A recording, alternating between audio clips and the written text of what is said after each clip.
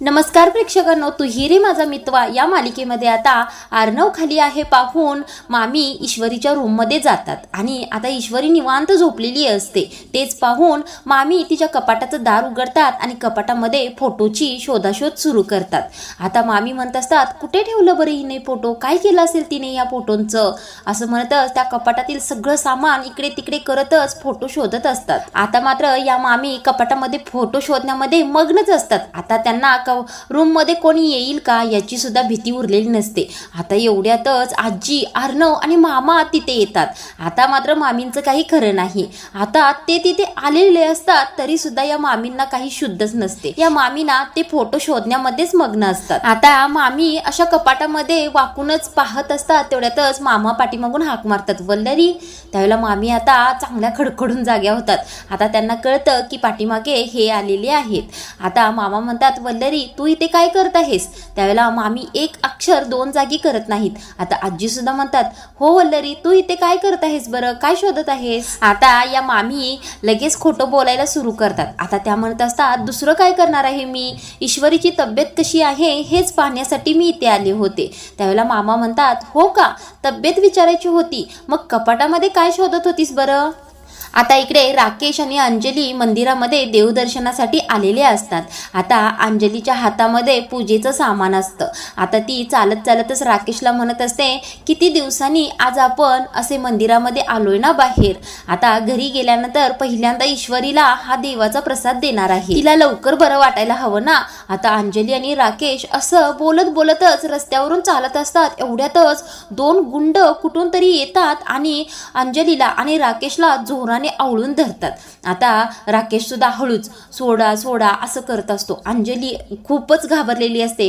सोडा मला, सोडा मला असं ती म्हणत असते. आता त्या गुंडांच्या हातामध्ये चाकू असतात. आता तिकडची लोक त्यांना वाचवण्यासाठी येत असतात. त्यावेळेला ते गुंड त्या लोकांना त्या चाकूची भीती दाखवून तिथून घालवतात.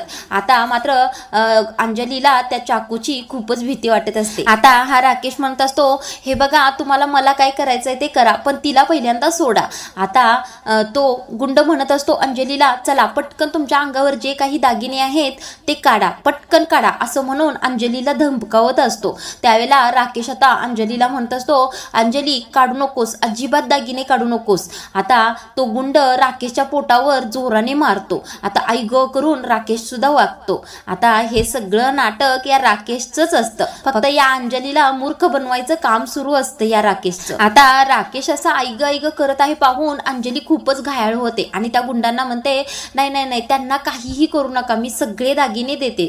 आता असं म्हणून अंजली पटकन सगळे दागिने काढायला सुरुवात करते. हातातील बांगड्या काढते, गळ्यातील सगळे दागिने काढते आणि त्या गुंडांच्या स्वाधीन करते. आता राकेशला ज्या गुंडाने धरलेलं असतं त्याला राकेश म्हणत असतो, सोड रे मला, सोड तू. त्यावेळेला तो गुंड सुद्धा त्याला चांगलेच हिसके मारत असतो. आता अंजली इकडे म्हणत असते, नाही नाही त्यांना काही करू नका, हे बघा सगळे दागिने मी काढून देत आहे, दिले पहा, त्यांना काही सुद्धा करू नका, सोडा त्यांना. आता सगळे दागिने अंजलीने दिल्यानंतर राकेशला धरलेला जो गुंड असतो तो जोराने राकेशला धक्का मारतो आणि तिथून निघून जातो. म्हणजे दोन्हीही गुंड तेथून पळून जातात.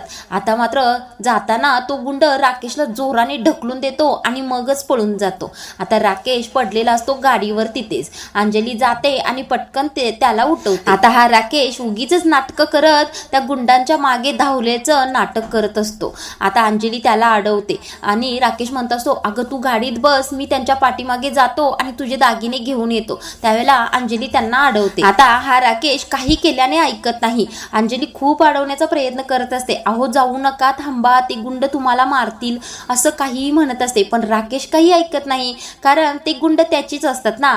आता लगेच अंजलीला थांब आलो म्हणतो आणि त्या गुंडांच्या पाठीमागे पळत जातो. इकडे अंजली म्हणत असते, आता मी काय करू, यांना काहीतरी करतील ती माणसं, मी पोलिसांनाच फोन करते. आता इकडे अंजलीकडे फोन सुद्धा नसतोय म्हणून ती पश्चाताप करत असते, माझ्याकडे फोन सुद्धा नाहीये, मी आता कुठून फोन करू? आता इकडे मामींची चोरी चांगलीच पकडली गेलेली असते. आता मामा म्हणत असतात, अगं वल्लरी बोल ना, तू त्यांच्या रूम मध्ये त्यांच्या कपाटात काय शोधत होतीस बरं? आता या वल्लरी मामी लगेच सुरू करतात थापा मारायला. आता त्या म्हणतात ईश्वरी आजारी आहे ना आणि तिला खूपच थंडी वाजत होती. थंडी वाजून ती कुडकुड करत होती म्हणून तिच्याच काळजीपोटी आणखीन जास्तीचं पांघरून तिच्या अंगावर घालायचं होतं आणि तेच शोधण्यासाठी मी त्यांचं कपाट उघडलं होतं. आता हे ऐकून आजी म्हणत असतात, हा वल्लरी तू हे ठीक केलंस बघ. आता त्यावर मामा म्हणतात, तू आणि ईश्वरीची काळजी करणार, तू आणि ईश्वरीच्या अंगावर पांघरून घालणार. आता मामा आजींना चेष्टेनेच म्हणत असतात, आई काय वागत आहे वल्लरी, थोडासा चिमटा काढ पाहू, मला काही पटतच नाही हे. त्यावेळेला आजी म्हणतात, गप रे, काय प्रत्येक वेळेला चेष्टा करतोस तिची. आता ही वल्लरी मामांना म्हणत असते, काय हो तुमचा काय प्रॉब्लेम आहे, मी तिची काळजी केली तरी प्रॉब्लेम आहे, नाही केली तरी सुद्धा प्रॉब्लेम आहे. आता असं म्हणतच मामी जोराने कपाट झाकतात. आता त्या कपाटाच्या दाराच्या आवाजाने ईश्वरीला जाग येते. त्यावेळेला मामा म्हणत असतात, अगं तसं नाही ग, मला तुझा नेहमीच अभिमान वाटतोय ग. त्यावेळेला मामी म्हणतात, बरं ठीक आहे, ठेवा तुमच्याकडेच तो स्वाभिमान.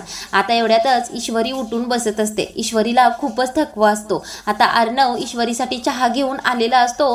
तो चहा घेऊन ईश्वरी जवळ येतो. आता ईश्वरीला चहा देतच अर्णव म्हणतो, हे घे चहा पी तू, स्पेशल इंदोरी चहा आहे हा आणि स्पेशल स्वीट सुद्धा आहे. आता लगेच मामा म्हणतात, दस्तूर अर्णव राजे शिर्के यांनी स्वतः चहा बनवला आहे तुमच्यासाठी, पिऊन पहा आणि सांगा कसा झाला आहे. त्यावेळेला ईश्वरी अर्णवला म्हणत असते, सर तुम्ही चहा बनवलात.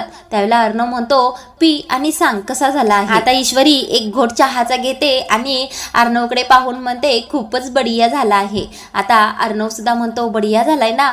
त्यावेळेला आता मामा पुन्हा गमतीने म्हणतात, आता रोज अर्णवच तुझ्यासाठी चहा बनवणार आहे. त्यावेळेला आता आजी म्हणतात, ईश्वरी तुला बरं वाटावं म्हणून अंजली मंदिरामध्ये गेली आहे देवाला साकडं घालायला, तू अजिबात काळजी करू नकोस, लवकर बरी होशील बघ.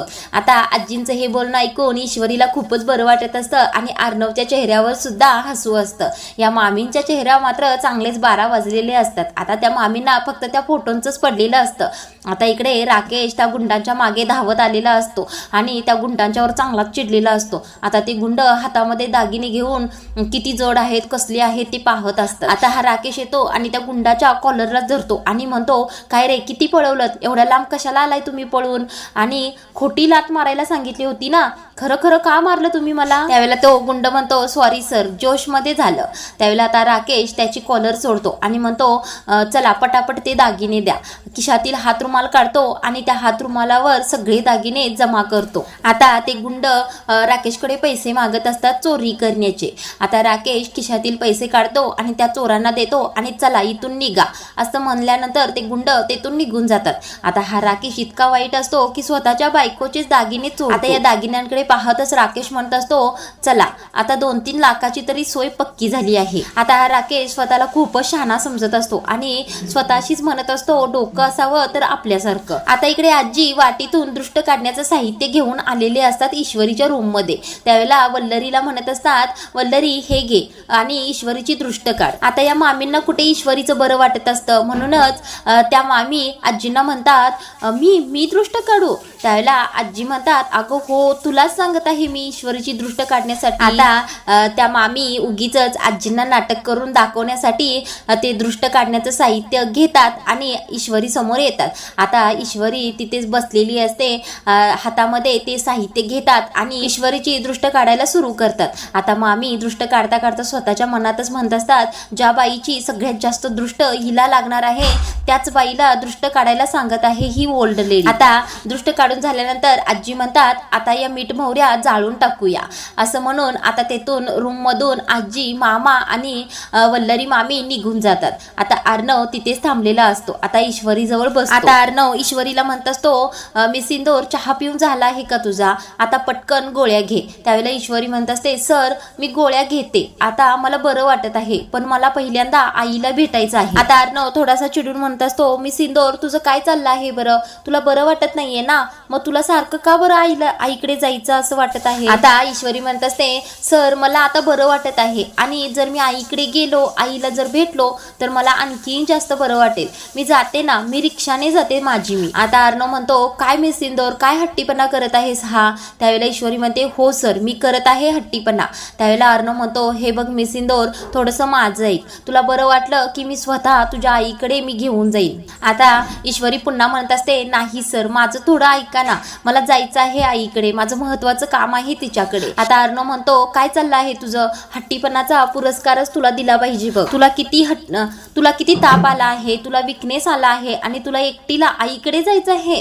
आता ईश्वरी म्हणत असते नाही सर मला आता बरं वाटत आहे, आता मी एकटी जाऊ शकते आणि मला आईकडे जायचं आहे, त्याशिवाय मला बरं वाटणार नाही. आता अर्णव म्हणत असतो म्हणजे तू ऐकणारच नाही का?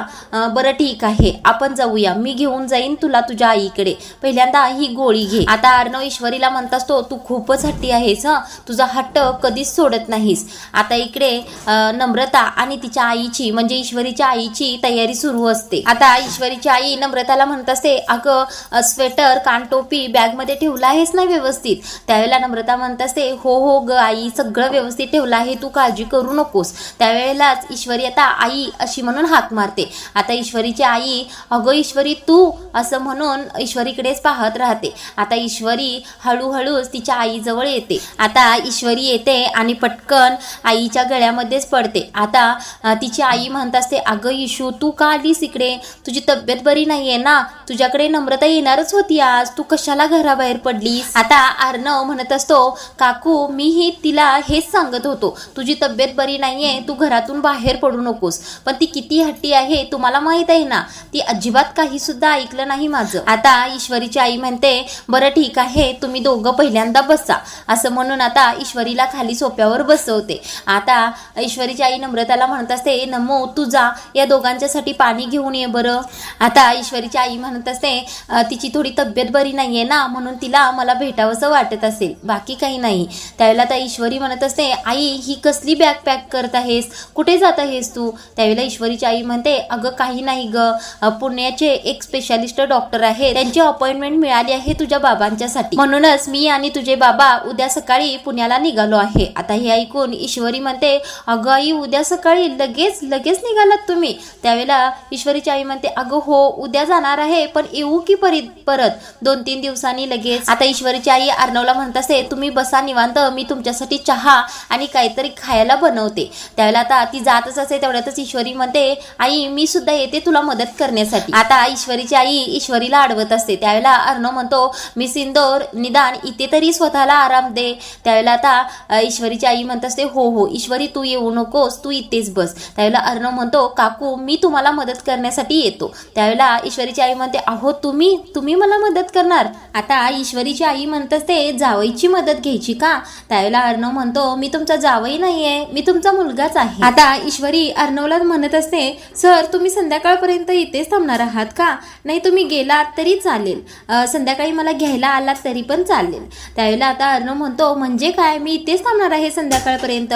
त्यावेळेला आता ईश्वरीची आई म्हणते अगं इशू असं काय विचारतेस त्यांना जर थांबायचं असेल तर थांबू देल ना, आणि तू त्यांच्यासोबत आलीस ना मग त्यांच्यासोबत जाशील की. त्यावेळेला आता ईश्वरी म्हणत असते अगं तसं नाही ग, त्यांना कामं असतील ना म्हणून मी म्हटलं. आता अर्णव म्हणत असतो मिस इंदोर माझं काम मला ऑनलाईन करता येतं, तू नको काळजी करू. आता अर्णव पुन्हा ईश्वरीच्या आईला म्हणत असतो चला काकू मी तुम्हाला मदत करतो. त्यावेळेला आता ईश्वरी अर्णवला अडवत असते नाही नको तिला मदत करायला नको. आता ईश्वरी म्हणत असते सर तुम्ही नको मदत करायला, तिला मदतीची काही गरज नाही, तिची ती करेल ना चहा वगैरे. त्यावेळेला ईश्वरीची आई सुद्धा आता हो म्हणत असते. आता अर्णव म्हणत असतो हे कसं बरं, तू ज्यावेळेला मदत करायला निघाली होतीस तेव्हा मदत पाहिजे होती आणि आता मी निघालोय तर मदतीची गरज नाहीये. आता नम्रता गमतीने अर्णवला म्हणत असते अहो सर समजा ना तुम्ही, आता ईश्वरीला तुम्ही जर आत मदत करायला गेला तर तेवढा सुद्धा दुरावा नको आहे. आता मी पटकन चहा करते असं म्हणून ईश्वरीची आई तेथून निघून जाते. आता नम्रता म्हणते मी बॅग भरते. आता अर्णव नम्रताला म्हणत असतो मी तुला बॅग भरण्यासाठी मदत करतो. आता ईश्वरी खूपच काळजीत असते. आता ती स्वतःच्या मनातच विचार करत असते आज आईशी मला या विषयावर काहीही करून बोललंच पाहिजे.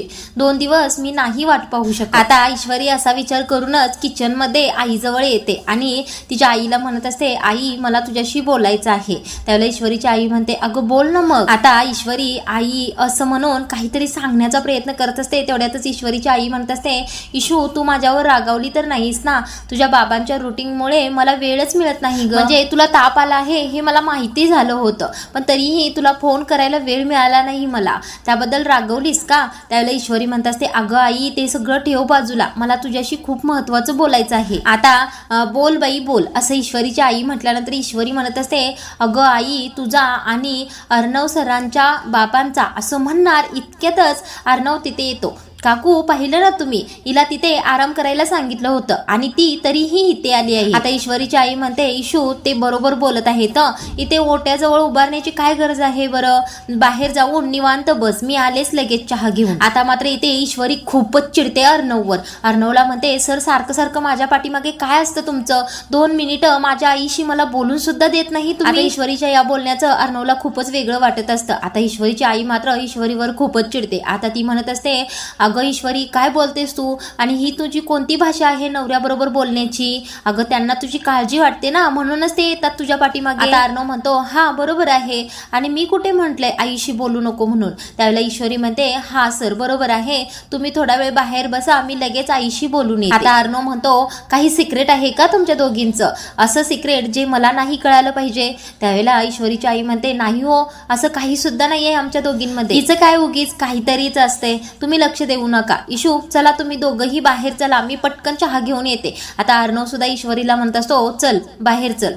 आता असं म्हणतच ईश्वरीला अर्णव बाहेर घेऊन येतो आणि डायनिंग टेबल जवळच्या खुर्चीवर बसवतो आणि तिला म्हणत असतो मी सिंदूर तू म्हणालीस म्हणून मी तुला इथे घेऊन आलोय ना मग आता माझं ऐकायचं. आता नम्रता म्हणत असते हा बरोबर बोलत आहे जीजू. काय ग इशू किती त्रास देतेस त्यांना तू. त्यावेळेला अर्णव म्हणत असतो अगं हो खूपच त्रास देते मला तू तुला माहित नाही नमू असं म्हणतच असतो. तेवढ्यातच अर्णवला फोन येतो. आता अर्णवला फोन आलेला असतो शिर्केंचा. आता त्या शिर्केंना अर्णव म्हणत असतो हा शिर्के बोला आजच्या सगळ्या मीटिंग कॅन्सल करून टाका आज मी ऑफिसला येणार नाही. त्यावेळेला ते ईश्वरी म्हणत असते अहो सर असं काय करताय तुम्ही करा ना तुमचं काम मला एवढं काही झालं नाही मी ठीक आहे. आता ईश्वरीची आई ते चहा घेऊन आलेली असते आणि या दोघांना चहा देत असते. आता ईश्वरी म्हणत असते सर तुम्ही जा ना ऑफिसला इथे नमू आई आहेत ना माझी काळजी घ्यायला. त्यावेळेला ईश्वरीची आई सुद्धा म्हणत असते अहो जावई बापू असं संकोच करू नका आम्ही आहोत तिची काळजी घेण्यासाठी तुम्ही निवांत ऑफिसला. आता नम्रता सुद्धा म्हणत असते हो जीजू आम्ही आहोत तुम्ही जा ऑफिसला.